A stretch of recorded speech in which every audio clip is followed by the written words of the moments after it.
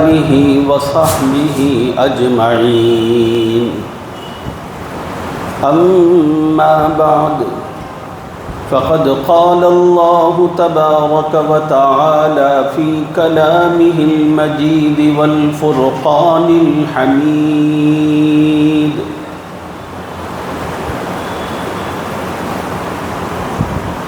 اعوذ باللہ من الشیطان الرجیم بسم اللہ الرحمن الرحیم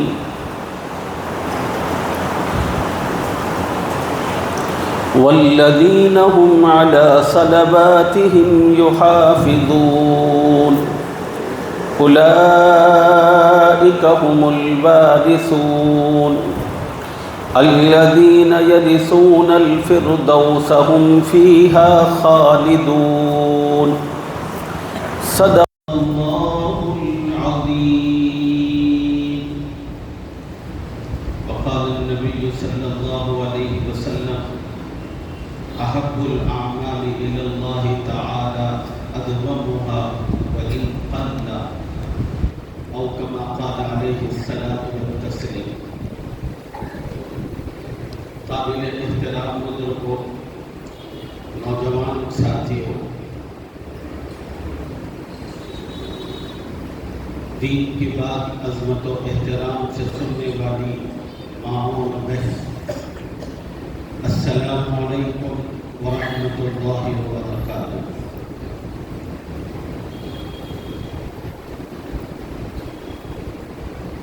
اللہ تعالیٰ کا بے انتہا کرم اور احسان اور فضل ہوا کہ اس نے ہم تمام ایمان والوں کو ایک مرتبہ رمضان کا بابرکت مہینہ نصیب فرمایا، اور پھر اللہ تعالیٰ نے اس مہینے کے اندر ہم تمام کو عبادت کی توفیق عطا فرمائی۔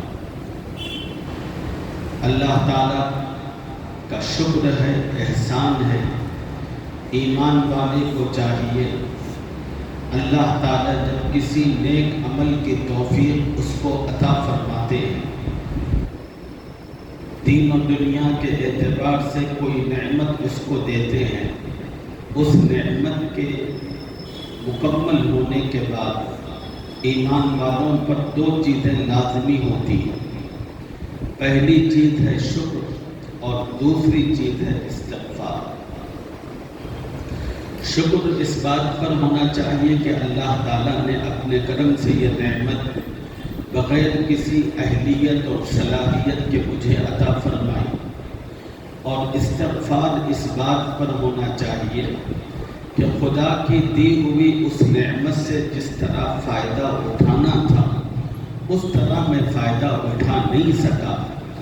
اس نعمت سے متعلق جو کمی کوتاہیاں مجھ سے ہوئی ہیں، ان کمی کوتاہیوں پر اللہ تعالیٰ سے معافی طلب کریں۔ اور تیسری بات یہ بھی ہے کہ ہر ایمان والے کو چاہیے کہ اپنے اس عمل سے متعلق اللہ تعالیٰ سے دعا کا اہتمام کرے۔ قرآن مجید کے اندر پہلے پارے میں اللہ تعالیٰ نے حضرت ابراہیم اور حضرت اسماعیل علیہ السلام کا ایک واقعہ بیان فرمایا۔ واقعہ یہ ہے کہ اللہ نے ان دونوں کو، باپ بیٹوں کو، اپنے گھر کی تعمیر کا حکم دیا تھا۔ چنانچہ ابراہیم علیہ السلام میستری بن کر اور حضرت اسماعیل علیہ السلام مزدور بن کر اللہ کا گھر تعمیر کر رہے تھے۔ جب اللہ کے گھر کی تعمیر مکمل ہوئی تو پھر حضرت ابراہیم علیہ السلام نے اللہ تعالیٰ سے ایک دعا فرمائی۔ قرآن مجید میں اللہ تعالیٰ نے اس دعا کا بڑے اہتمام سے ذکر فرمایا۔ دعا یہ ہے کہ ابراہیم علیہ السلام نے کہا کہ ربنا تقبل منا انک انت السمیع العلیم۔ اے اللہ، تیرا گھر بنانا ایک بہت بڑی نعمت تھی، ایک انعام تھا، ایک کرم تھا جو تو نے اس کرم کے لیے ہمارا انتخاب فرمایا۔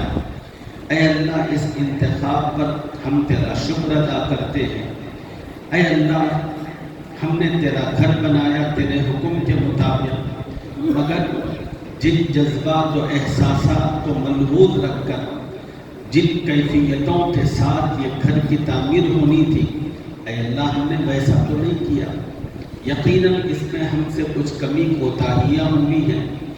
اے اللہ بہرحال گھر کی تعمیر مکمل ہو چکی ہے، اب ایک گزارش یہ ہے کہ آپ ہماری اس محنت کو قبول فرمائیں۔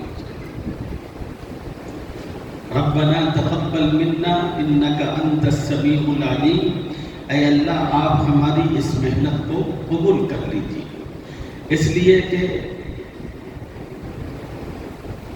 کسی بھی عمل پر انسان کی نجات، اللہ کی مغفرت اسی وقت ممکن ہے جب وہ عمل اللہ کے پاس شرط قبولیت حاصل کرے۔ اگر عمل قبول ہی نہ ہو تو پھر اس عمل کا کوئی فائدہ نہیں۔ تو ایمان والوں کو چاہیے کہ اب اس بات کا زیادہ اہتمام کریں کہ اے اللہ آپ نے رمضان دیا تھا، رمضان میں روزے رکھنے کی، تلاوت کلام پاک کی، ذکر و اذکار کے اہتمام کی توفیق اور سعادت عطا فرمائی۔ اے اللہ یہ چیز بافضیلت ہمارے حق میں اسی وقت ہو سکتی ہے جب یہ آپ کی بارگاہ میں شرط قبولیت حاصل کرے۔ کریم آقا اپنے کرم سے ہمارے اس عمل کو قبول فرما، اس قسم کی دعاؤں کا اہتمام کرنا چاہیے۔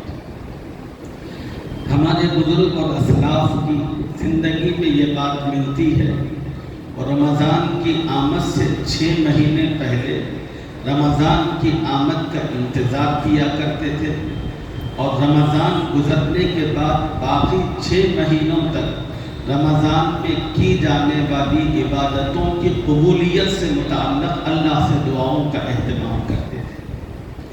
تو ہمیں بھی اللہ تعالیٰ سے دعاؤں کی اور ہمارے اپنی عبادتوں کی قبولیت کی دعا کا اہتمام کرنا چاہیے۔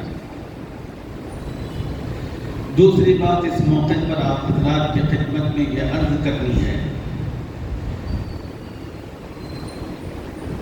مجدد الفیضانی شیخ احمد سرہندی رحمہ اللہ نے اپنے مکتوبات میں یہ بات لکھی ہے،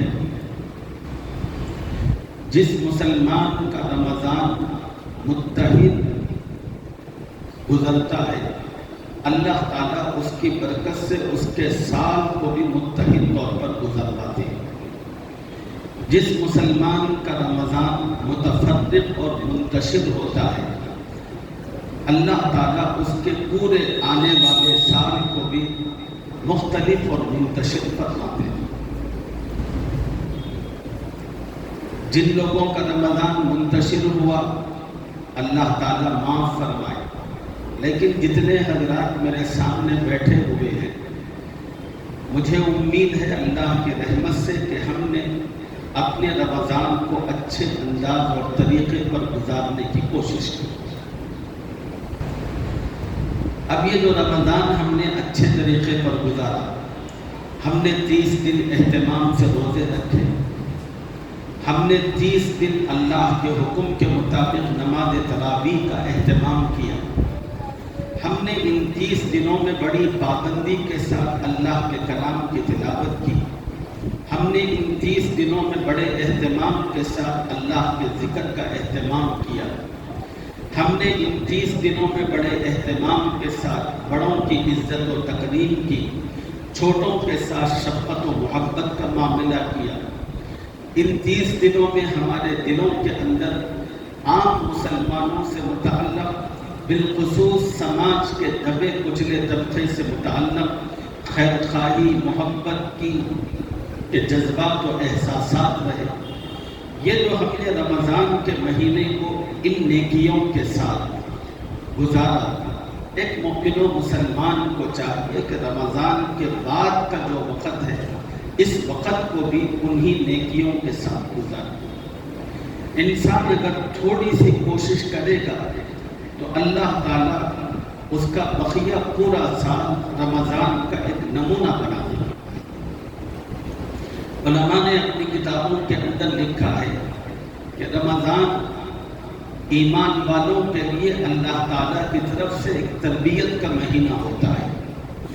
ان 30 دنوں میں اللہ تعالیٰ اعمال کی مختلف عبادتوں کی ایمان والوں کو تربیت فراہم کرتے ہیں، اور اس تربیت کا مقصد یہ ہوتا ہے، اللہ چاہتے ہیں کہ بندے ان 30 دنوں میں اس تربیت کو حاصل کرنے کے بعد بقیہ سال کے 11 مہینوں میں اسی تربیت کو عملی طور پر پریکٹیکل زندگی کے اندر باقی رکھیں اور اسی نمونے اور اسی تربیت کو پیش کرتے رہیں۔ الحمدللہ ہم تمام نے رمضان کے 30 دن بڑی پابندی، بڑے اہتمام کے ساتھ روزے رکھے۔ رمضان ختم تو اللہ نے فرض روزوں کا سلسلہ بھی ختم فرمایا، لیکن سال کے بقیہ 11 مہینوں کے اندر نفلی روزے موجود ہیں۔ رمضان کے فرض روزوں کے ذریعے آپ نے جو برکات، جو خیر حاصل کیا، یہ خیر آپ کی زندگی اور آپ کی ذات میں محفوظ رہے، اس کے لیے لازم اور ضروری ہے کہ رمضان کے ختم ہونے کے بعد باقیہ 11 مہینوں کے اندر ایک ایمان والا جہاں تک ممکن ہو سکے نفل روزوں کا اہتمام کرے۔ حضور اکرم صلی اللہ علیہ وسلم کی سیرت مبارکہ دیکھیں۔ اللہ تعالیٰ نے رمضان کے روزے ختم ہونے کے بعد شوال کے اندر 6 نفل روزوں کے اہتمام کا حکم دیا۔ حدیث پاک میں شوال کے 6 روزوں سے متعلق 2 فضیلتیں ملتی ہیں۔ پہلی فضیلت یہ ملتی ہے کہ جو مسلمان شوال کے 6 روزے رکھتا ہے، اللہ تعالیٰ اس کو بقیہ تمام سال کے روزے رکھنے کا ثواب عطا فرماتے ہیں۔ دوسری فضیلت حدیث پاک میں یہ آتی ہے، جو مسلمان شوال کے 6 روزے رکھنے کا اہتمام کرتا ہے، اللہ تعالیٰ اس کو پوری زندگی روزے رکھنے کا اجر و ثواب عطا فرماتے ہیں۔ حضور اکرم صلی اللہ علیہ وسلم کی سیرت اور زندگی میں یہ بات بھی ملتی ہے، اللہ کے نبی ہر مہینے کے 3 دن بہت اہتمام سے روزہ رکھتے تھے۔ چاند کی تاریخوں میں 13 تاریخ، 14 تاریخ، 15ویں تاریخ، اور ہر مہینے کی ان 3 تاریخوں کے روزے کو ایام 20 کے روزے کہتے ہیں۔ ایام 20 اس لیے کہا جاتا ہے، ان 3 تاریخوں کے اندر چاند مکمل ہوتا ہے اور ان کی روشنی، اس کی روشنی بھی بہت مکمل ہوتی ہے، اس لیے ان تاریخوں کے روزوں کو ایام 20 کہتے ہیں۔ نبی علیہ السلام ہر مہینہ پابندی کے ساتھ ان مہینوں میں روزوں کا اہتمام کرتے ہیں۔ اما جان حضرت عائشہ رضی اللہ عنہا فرماتی ہیں، نبی علیہ السلام ہر ہفتے 2 دن اکثر روزوں کا اہتمام کرتے تھے۔ ان میں پہلا دن پیر ہوا کرتا تھا اور دوسرا دن جمعرات ہوا کرتا تھا۔ نبی علیہ السلام ہر ہفتے کے پیر اور ہر ہفتے کے جمعرات میں اکثر روزے رہا کرتے تھے۔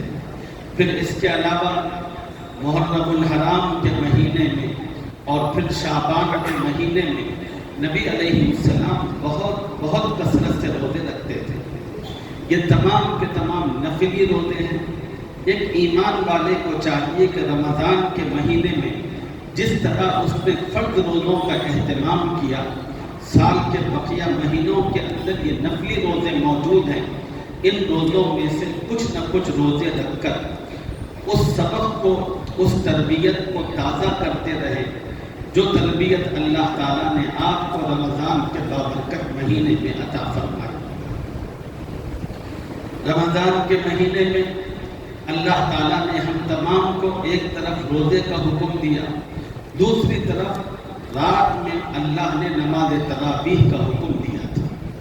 ہم تمام کے تمام ایمان والے 20 رکعت نماز تراویح امام کے پیچھے بڑے اہتمام کے ساتھ ادا کرتے رہے۔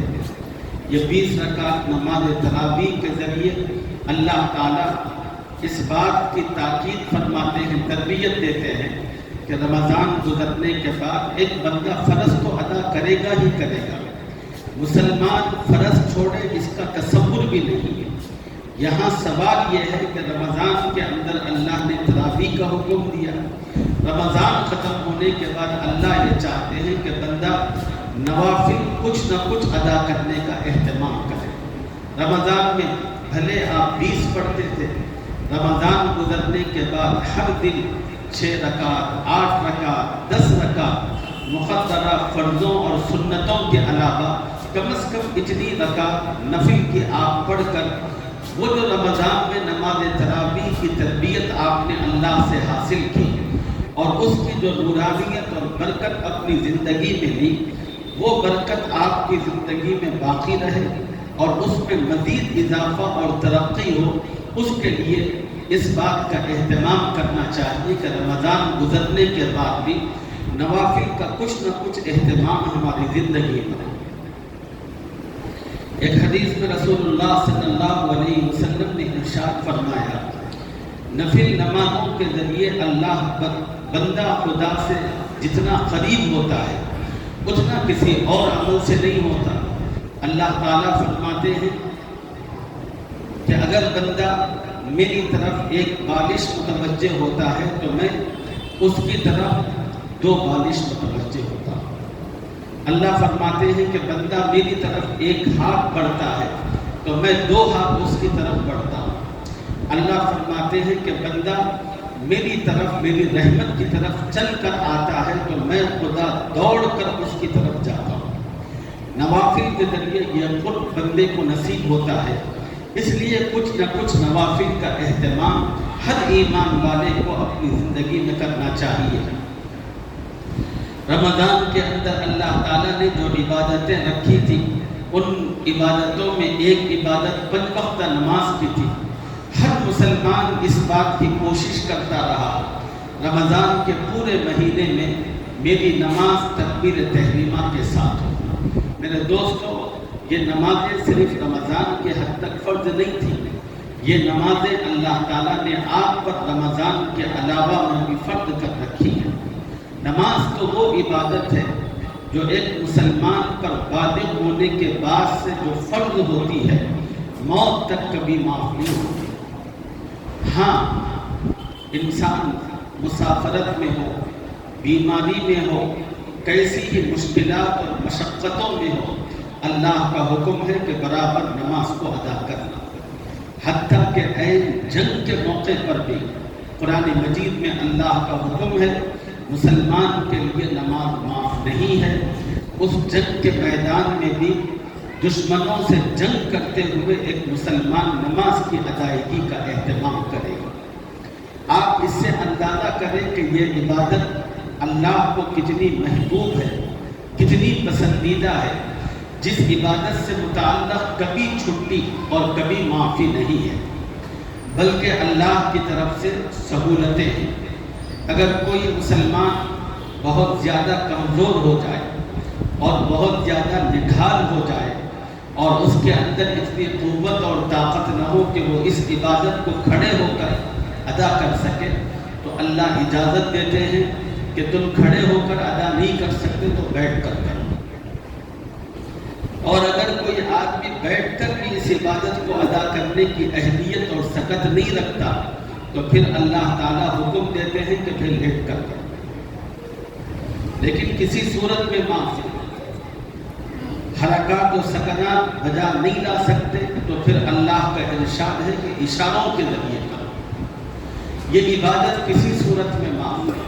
تو جیسے آپ نے رمضان کے اندر تکبیر اولیٰ کے ساتھ اس نماز کا اہتمام رکھا، رمضان گزر گیا لیکن اس عبادت کے اہتمام کو اسی ذوق و شوق کے ساتھ باقی رکھیں۔ اس نماز کی ادائیگی اور اہتمام کی برکت سے اللہ تعالیٰ آپ کی روزی میں، آپ کی عمر میں، آپ کی صحت میں، آپ کی زندگی کے اوقات میں بے انتہا خیر و برکت عطا فرماتے ہیں۔ اور نماز کی پابندی اور اہتمام کے نتیجے میں اللہ تعالیٰ برائیوں سے، گناہوں سے، بے حیائی سے اللہ آپ کی حفاظت فرماتے ہیں۔ قرآن مجید کے اندر ایک مقام پر اللہ تعالیٰ نے فرمایا ان الصلاۃ تنہی عن الفحشاء والمنکر، بے شک نماز انسان کو فحش، بے حیائی اور بری باتوں سے روکتی ہے۔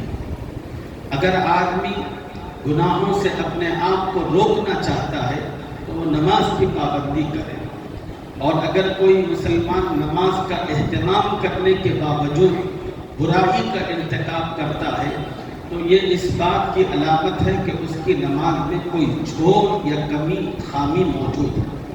انسان اپنی نماز کی طرف متوجہ ہو کر اپنے اس جھول، خامی اور کمی کو دور کرنے کی کوشش کرے تو پھر اللہ تعالیٰ اس کی برکت سے اس کی زندگی کو گناہوں سے دور فرما دیتے ہیں۔ رمضان کے اندر جہاں بہت ساری عبادتیں ہم انجام دیا کرتے تھے، ان میں ایک عبادت اللہ کے ذکر سے متعلق تھی کہ ہم اٹھے بیٹھے چلتے پھرتے اللہ کا ذکر کرتے تھے۔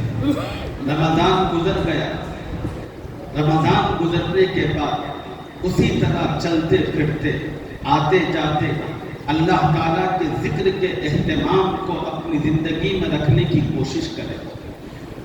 اتنا زیادہ ممکن نہیں ہے تو کم از کم اس سے کچھ کم کر دیں، لیکن وہ ذکر پابندی سے کریں، اس لیے کہ ذکر کے نتیجے میں ایک مومن و مسلمان کو اللہ تعالیٰ کی قربت، اللہ تعالیٰ کی محبت اور معیت نصیب ہوتی ہے۔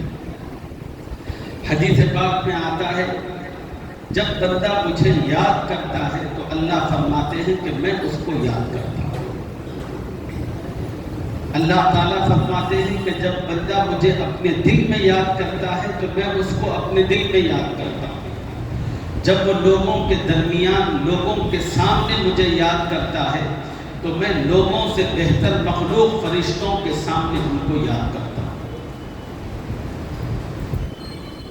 تو یہ اللہ تعالیٰ کا معاملہ ذکر کی بنیاد پر حاصل ہوتا ہے۔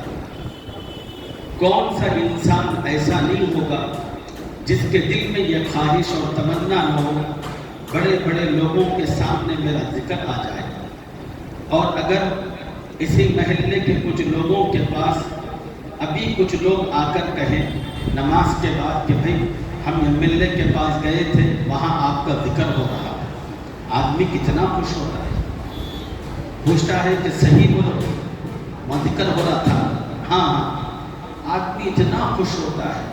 اب اگر کوئی کہے یہ ملنے تو بہت چھوٹا ہوتا ہے، اس کے مقابلے میں 7 گنا بڑا لمبی ہوتا ہے۔ اگر کوئی کہے کہ بھئی ہم ایم پی صاحب کے پاس گئے تھے، آپ کا ذکر ہو رہا تھا، آدمی کی خوشی کی کوئی حد نہیں رہتی۔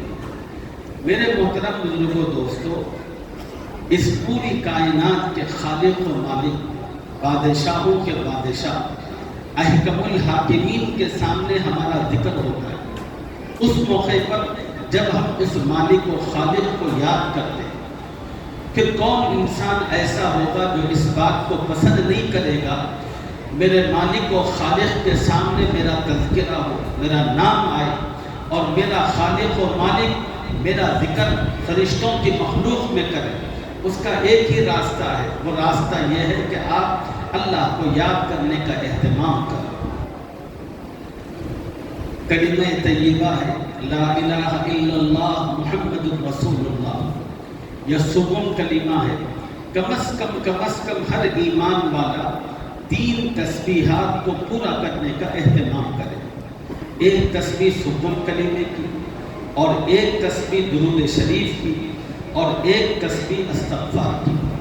سکون کلمے میں اللہ تعالیٰ کی تعریف، اللہ تعالیٰ کی توصیف، ان کی کبریائی، ان کی عظمت و جلالت کا بیان ہے، اور دوسری تسبیح میں نبی اکرم صلی اللہ علیہ وسلم پر درود پاک کا اہتمام ہے، اور تیسری تسبیح میں اپنے گناہوں اور غلطیوں پر نادم ہو کر اس کی معافی کی اللہ تعالیٰ کی بارگاہ میں گزارش اور درخواست ہے۔ یہ 3 تسبیح ہے، صبح 3 تسبیح، شام 3 تسبیح۔ اس کا اہتمام ہر ایمان والے کو کرنا چاہیے۔ اس کے نتیجے میں اللہ کا ذکر نصیب ہوتا ہے، اللہ کی یاد آتی ہے۔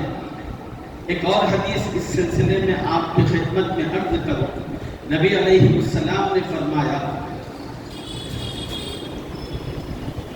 جب تک انسان اللہ کی یاد میں ہوتا ہے تو اللہ تعالیٰ انسان کے دل سے غفلت کو ختم کرتے ہیں، شیطان کو ہٹاتے ہیں۔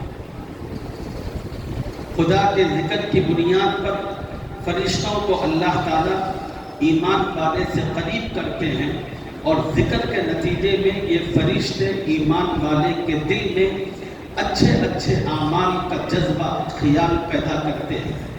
ارے مومن بندے نماز پڑھ لے، تھوڑا سا ذکر کر لے، تھوڑا سا اللہ کو یاد کر لے، اس قسم کے خواہشات دل کے اندر خود بخود پیدا ہوتے رہتے ہیں۔ تھوڑا سا صدقہ کر دے، تھوڑا سا اللہ کو راضی کرنے کے لیے یہ عمل بھی کر، اس قسم کے خیالات پیدا ہوتے ہیں۔ جب آدمی ذکر چھوڑتا ہے تو پھر انسان کے دل پر شیطان کا تسلط ہوتا ہے۔ نبی صلی اللہ علیہ وسلم نے فرمایا، شیطان انسان کے دل پر خیالات ڈالنا شروع کرتا ہے، اور شیطان کے خیالات گناہوں سے متعلق، اللہ کی نافرمانیوں سے متعلق، بے حیائی سے متعلق ہوتے ہیں۔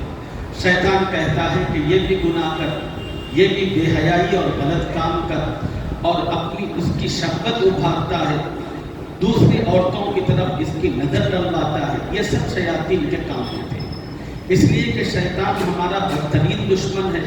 اس نے تو اللہ کے سامنے قسم کھائی ہے علی الاعلان کہ جب تک میں اس ابن آدم کو جہنم کا ایندھن نہیں بناؤں گا، اس وقت تک سکون اور اطمینان سے نہیں بیٹھوں گا۔ اس لیے ہر ایمان والے کو چاہیے، رمضان میں جو اللہ کے ذکر کا اہتمام ہوا تھا، اس ذکر کی برکتوں کو زندگی میں باقی رکھنے کے لیے رمضان کے بعد بھی چلتے پھرتے اٹھتے بیٹھتے کچھ نہ کچھ ذکر کا اہتمام کرنا۔ اور رمضان میں جن عبادتوں کی اللہ نے توفیق دی تھی، ان عبادتوں میں ایک اہم ترین عبادت کلام پاک کی تلاوت تھی۔ کتنے مسلمان ایسے تھے رمضان کے اندر وہ اپنا وقت نکال کر بڑے اہتمام کے ساتھ کلام پاک کو لے کر بیٹھتے تھے۔ اس میں وہ لوگ بھی تھے جن کو کلام پاک اچھا پڑھنا آتا ہے، وہ لوگ بھی ہوتے تھے جو وہ اٹک اٹک کر پڑھتے ہیں، لیکن اللہ کے کلام سے اپنی وابستگی، اپنی محبت کو ثابت کرنے اور ظاہر کرنے کے لیے اپنے وقت کا کچھ حصہ اللہ کے کلام کے ساتھ بتایا کرتے ہیں۔ رمضان ختم تو ہم نے اللہ کے کلام کو بھی بند کر دیا اور بڑی حفاظت کے ساتھ اس کو اٹھا کر رکھا۔ نہیں، رمضان تو گزر چکا، لیکن وہ اللہ جو رمضان میں موجود تھا، رمضان ختم ہونے کے بعد بھی باقی ہے۔ سال کے بقیہ 11 مہینوں میں اللہ کے کلام سے تلاوت، وابستگی کا اہتمام رکھیے۔ بے شک آپ رمضان میں بہت پڑھتے تھے، رمضان ختم ہو گیا تو آپ کی مصروفیت شروع ہوگی۔ میں یہ نہیں کہتا کہ آپ اپنی مصروفیت کو ترک کریں یا اس کو ختم کریں، بے شک آپ اپنی مصروفیت کو باقی رکھیں، اللہ تعالیٰ خیر و برکت دے آپ کو۔ بس اتنا کہتا ہوں کہ کلام پاک کو ان مصروفیات کی وجہ سے ترک نہ کریں۔ زیادہ نہیں پڑھ سکتے تو تھوڑا بھی پڑھیے۔ رمضان میں ایک پارہ پڑھتے تھے تو رمضان گزرنے کے بعد آدھا تو پڑھیے۔ رمضان میں اگر آدھا پڑھتے تھے تو غیر رمضان کے اندر پاؤ پارہ تو پڑھیے، اور اگر رمضان کے اندر پاؤ پارہ پڑھتے تھے تو غیر رمضان کے اندر ایک رکوع تو پڑھنے کا اہتمام کیجیے، تاکہ آپ کی نسبت اللہ کے کلام سے باقی رہے۔ اور اگر کوئی مومن و مسلمان ایسا ہے کہ جو قرآن پڑھنا نہیں جانتا، ایسے مومن و مسلمان سے میں کہتا ہوں کہ وہ اللہ کا کلام لے روزانہ، اور اللہ کا کلام لے کر باوضو ہو کر بیٹھے اور صرف اللہ کے کلام پر اپنی انگلی پھیرتے چلے جائیں۔ کہے کہ اے اللہ، میری بدنصیبی کہ میں تیرے کلام کو سیکھ نہیں سکا، پڑھ نہیں سکا، اب میں زندگی کے اس مرحلے میں ہوں کہ میں چاہ کر بھی، کوشش کر کے بھی اس کو حاصل نہیں کر سکتا۔ اے اللہ، مگر مجھے تیرے کلام سے بڑی انسیت اور الفت ہے، بڑی محبت ہے۔ اے اللہ، میں اپنے تعلق کو، اپنی محبت اور نسبت کو ظاہر کرنے کے لیے میں یہ عمل کرتا ہوں۔ چنانچہ ایک دیہاتی بزرگ کے بارے میں آتا ہے کہ وہ روزانہ اسی طرح کیا کرتے تھے، ان کو پڑھنا نہیں آتا تھا، اپنی انگلی ایک ایک لائن پر پھیرتے تھے اور پھیر کر کہتے تھے کہ میرے رب نے یہ بھی سچ کہا، میرے رب نے یہ بھی سچ کہا، میرے اللہ نے یہ بھی سچ کہا۔ جب ان کا انتقال ہوا تو اللہ نے ان کی قبر کو خوشبو اور پھولوں سے بھر دیا۔ یہ صرف اسی کلام الہی سے تعلق اور نسبت کا نتیجہ تھا۔ اللہ تعالیٰ سے اپنے اس کے کلام کے تعلق سے اسی نسبت اور محبت کا مظاہرہ تھا۔ جو پڑھتے ہیں وہ پڑھنے کا اہتمام کرتے ہیں۔ میں نے رمضان کے موقع پر بھی ایک بات آپ حضرات سے کہی تھی، وہ بات اب بھی کہتا ہوں۔ آج کل گھروں کے اندر جو نا اتفاقیاں، جھگڑے ہیں، یہ تمام کے تمام قرآن کی تلاوت نہ کرنے کا نتیجہ ہے۔ جس گھر کے اندر قرآن کی تلاوت ہوتی ہے، اللہ تعالیٰ اس گھر سے جنات و شیاطین کے تسلط کو ختم کرتے ہیں۔ اللہ کی رحمتیں، خیر و برکات اس گھر میں داخل ہوتی ہیں۔ اور جس گھر کے اندر اللہ کے کلام کی تلاوت کا اہتمام نہیں ہوتا، اس گھر میں جنات و شیاطین کا تسلط ہوتا ہے، اور پھر وہ جہاں ہوتے ہیں ان کا کام ہی لڑانا، نا اتفاقیاں پیدا کرنا، دلوں کے اندر بغض و نفرتیں بنانا، یہ ہوتا ہے۔ آج کل سارے مسلمانوں کے گھروں کا تقریباً یہی حال ہے۔ اکثر آ کر کہتے ہیں کہ مولانا کماتے بہت ہیں لیکن گھر کے اندر کسی قسم کی برکت نہیں ہوتی۔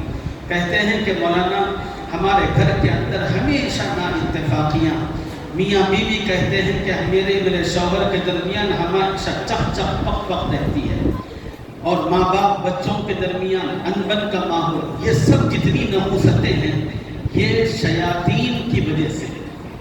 اب ان شیاطین کے تسلط کو اپنی زندگی سے ختم کرنے کا واحد راستہ اور طریقہ یہ ہے کہ آپ اپنے گھر کو قبرستان نہ بنائیں۔ حضور اکرم صلی اللہ علیہ وسلم نے فرمایا کہ ایمان والا اپنے گھر کو قبرستان نہ بنائے۔ پھر کیا کریں؟ کرنا یہ ہے کہ اپنے گھر کے اندر نمازیں پڑھ لیں۔ فرض نماز مسجد میں پڑھنا، نفل نماز اور نماز سے پہلے اور بعد کی جو سنتیں ہیں، ان سنتوں کو گھر میں ادا کرنے کا اہتمام کرنا، تلاوت کرنا، ذکر کرنا، جمعہ کا موقع آیا درود کا دسترخوان بچھوانا، گھر کے تمام افراد مل کر 10 منٹ کے لیے حضور صلی اللہ علیہ وسلم پر درود پڑھنا۔ بھئی کھانے کے لیے جیسے سب بیٹھتے ہیں، ایسے اس کھانے کے موقع پر کھانا نکالنے سے 5-7 منٹ پہلے بیٹھ کر سب لوگ کبھی کلمہ طیبہ، کبھی درود شریف، کبھی استغفار، اس قسم کے اوراد کا اہتمام رکھیں گے تو پھر اللہ تعالیٰ گھروں سے نحوست کو ختم فرماتے چلے جائیں گے۔ بس یہ چند مختصر سی باتیں تھیں۔ ان باتوں کے ذریعے مجھے توجہ اس بات پر دلانی تھی کہ رمضان میں اللہ نے جو تربیت دی، نیکی کا جو ماحول دیا، اس نیکی کے ماحول کو اللہ تعالیٰ ہماری زندگی میں برقرار رکھنے کے لیے رمضان کے بعد بھی اسی جیسی عبادتوں کے اہتمام کی ہم سب کو توفیق عطا فرمائے۔ اللہ تعالیٰ ہم سب کے رمضان کو قبول فرمائے، اور ٹوٹے پھوٹے انداز میں جیسی بھی عبادتیں ہوئی ہیں اللہ تعالیٰ ان کو شرف قبولیت عطا فرمائے۔ اسی کے ساتھ میں اپنی گفتگو ختم کرتا ہوں، دعا کرتا ہوں کہ اللہ تعالیٰ کی رحمت جس طرح رمضان میں ہمیں حاصل تھی، رمضان کے بعد بھی خدا کا کرم ہم سب کو اسی طرح نصیب ہو۔ آمین یا رب العالمین۔ وآخر دعوانا الحمد